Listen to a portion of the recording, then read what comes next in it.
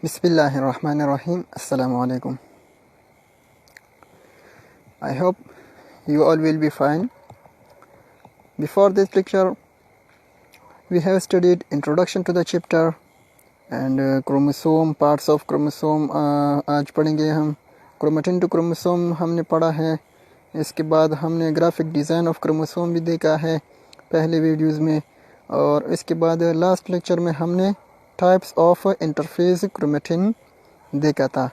अब आ जाते हैं उनके टाइप्स ऑफ इंटरफेस क्रोमेटिन की जो काम था, कहाँ पर उनके जो फंक्शनैलिटी थी वो कहाँ पर इम्प्लीमेंट है, वो सब हमने इससे पहले लेक्चर में कवर किया है. अब आ जाते हैं पार्ट्स ऑफ क्रोमोसोम पर. क्रोमोसोम के कौन कौन से पार्ट्स होते हैं और कहाँ पर वो एग्जिस्ट करते हैं, कौन कौन से पार्ट्स को क्या क्या कहते हैं. Parts of chromosome. क्रोमोसोम के बेसिकली 4 मेजर पार्ट्स हैं. टाइप नहीं, टाइप ऑफ क्रोमोसोम हम बाद में पढ़ेंगे. ये क्रोमोसोम के पार्ट्स हैं. एक ही स्ट्रक्चर क्रोमोसोम के डिफरेंट पार्ट्स के नाम हम आज सीखने जा रहे हैं. सबसे पहले है sister chromatids. We should know about sister chromatids. What is sister chromatids? Before this lecture, we have studied about sister chromatids a lot. Sister chromatids are these two. ये जो दिखाई दे रहे हैं ये sister chromatids हैं, ये दो. अब है सेंट्रोमियर रीजन. सेंट्रोमियर रीजन क्या है?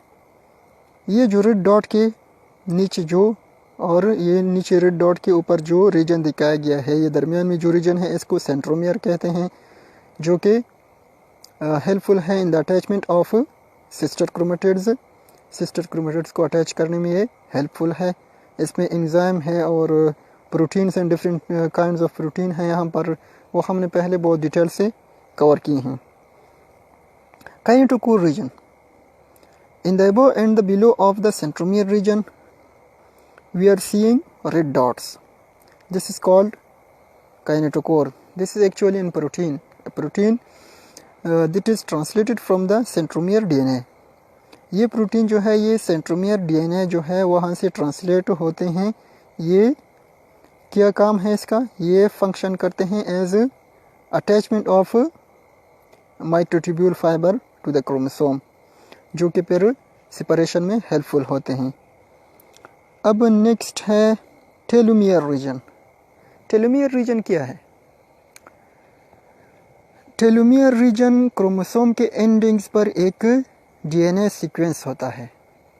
इसके बारे में, टेलोमियर रीजन के बारे में हम बाद में, ये स्पेशलाइज्ड रीजन है, ये सेंट्रोमियर और टेलोमियर जो हैं ये हम बाद में बहुत डिटेल से पढ़ते हैं, लेकिन अब सिर्फ हम यहाँ पर इसके नाम और इसके लोकेशन अंडरस्टैंड करने की कोशिश करेंगे. टेलोमियर क्रोमोसोम की जो एंडिंग्स हैं यहाँ पर एक DNA सीक्वेंस होता है, यहाँ पर न्यूक्लियोटाइड सीक्वेंस है. ये तकरीबन TTAGGG ये सीक्वेंस है टेलोमियर रीजन की.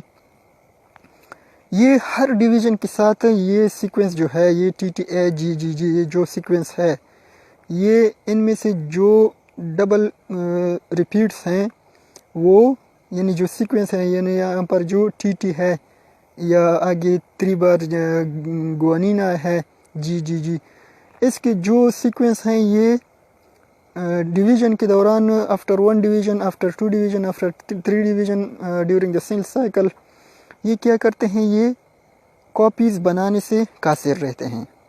यानी they don't make copy several time. मतलब एक ख़ास सेल डिवीज़न का एक ख़ास टाइम होता है, फिर क्रोमोसोम डिवीज़न के काबिल नहीं रहते. इसके बारे में हम बाद में डिटेल से पढ़ते हैं. बस इस लेक्चर में सिर्फ इतना जानने के ये क्रोमोसोम एंडिंग्स होते हैं. यहाँ पर एक DNA सीक्वेंस होता है जो कि ग़ालिबन TTAGGG सीक्वेंस है. इसके बारे में हम बाद में बहुत डिटेल से पढ़ते हैं इंशाल्लाह.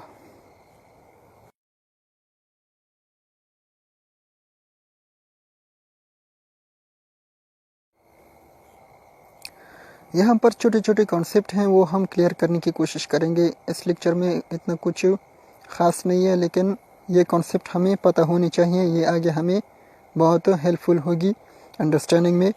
What is the rule of chromosome in cell division. Cell division में क्रोमोसोम का क्या रूल है। हम जो क्रोमोसोम पहले से पढ़ रहे हैं, इतनी हर क्लास में हमें क्रोमोसोम पढ़ाया जा रहा है, तकरीबन 9 से लेकर अब तक हमें क्रोमोसोम पढ़ाया जा रहा है। इसका रूल क्या है, ये क्यों इतने अहम हैं, सेल डिवीजन में इसका क्या रूल है, इसके बारे में आज थोड़ा सा जानने की कोशिश करेंगे। डीएनए जो है हमारा, जो ह्यूमन जीनोम का एक डीएनए है, ये तकरीबन 6.6 फीट इन लेंथ होता है। 6.6 फीट या about 2 meters of its DNA length. DNA की जो लेंथ है ये तकरीबन 2 मीटर है या 6.6 फीट है। और ये डीएनए प्रेजेंट कहाँ होता है, ये न्यूक्लियस में होता है। तकरीबन सारे बॉडी का जो फंक्शनैलिटी है ये डीएनए में कोडिंग होती है। ये डीएनए सारी इंफॉर्मेशन इस डीएनए पर मौजूद होती है, ये ही कंट्रोल करती रहती है। अब ये डीएनए न्यूक्लियस में प्रेजेंट है। न्यूक्लियस तो 2 मीटर नहीं है, इवन सेल तो इतनी छोटी है कि हमें सेल नज़र नहीं आ रहा है, फिर हमें न्यूक्लियस किस तरह नज़र आ रहा है। 6 मीटर ऑफ डीएनए ये किस तरह एक 3 माइक्रोमीटर ऑफ डायमीटर न्यूक्लियस में प्लेस किया गया है। इसमें सबसे बड़ा रोल क्रोमोसोम है। डीएनए टू क्रोमोसोम जितने भी लेवल्स हैं ये हमने पहले तकरीबन बहुत सारी डिटेल से क्लियर की हैं। कुछ पॉइंट्स हमसे रहते हैं, वो भी हम इंशाल्लाह क्लियर करेंगे।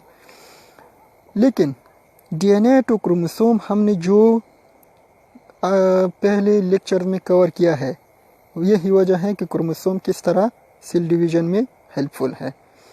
अब 6 फीट लॉन्ग डीएनए जो है ये न्यूक्लियस में due to the coiling of recoiling of DNA which make a chromatin due to the protein, and chromatin goes to the next phase, zigzag path of chromatin, फिर looping chromatin है, इसके बाद फिर cylindrical chromatin है, इस दरमियान में looping chromatin और zigzag chromatin के दरमियान cylindrical chromatin है, इसके बाद फिर zigzag path of looping chromatin है, इसके बाद फिर सिस्टर क्रोमेटिड वजूद में आते हैं। तकरीबन ये क्रोमेटिन से लेकर सिस्टर क्रोमेटिड्स के बनने तक 10,000 मोर कम्पैक्ट स्ट्रक्चर वजूद में आ गया होता है। यही वजह है कि 6 फीट लॉन्ग डीएनए 6.6 फीट तकरीबन ये इतना लॉन्ग डीएनए एक 3 माइक्रोमीटर ऑफ डायमीटर न्यूक्लियस में प्लेस किया गया है। सेल डिवीजन में भी क्रोमोसोम का बहुत अच्छा रोल है।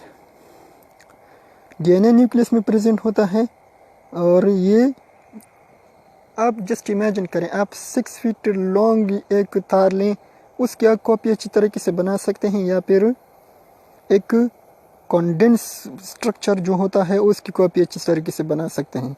यकीनन जो कॉन्डेंस स्ट्रक्चर होता है वो कॉपी बनाने में आसानी होती है, उसकी कॉपी बनाने में आसानी होती है। यही वजह है कि क्रोमोसोम डीएनए की रिप्लिकेशन में भी क्रोमोसोम का बहुत बड़ा रोल है। डीएनए बहुत आसानी से रिप्लिकेट तो पहले से हुआ होता है, लेकिन डीएनए का जो सिस्टर क्रोमेटिड्स में फिर सेपरेशन है वो उसमें क्रोमोसोम बहुत हेल्पफुल है।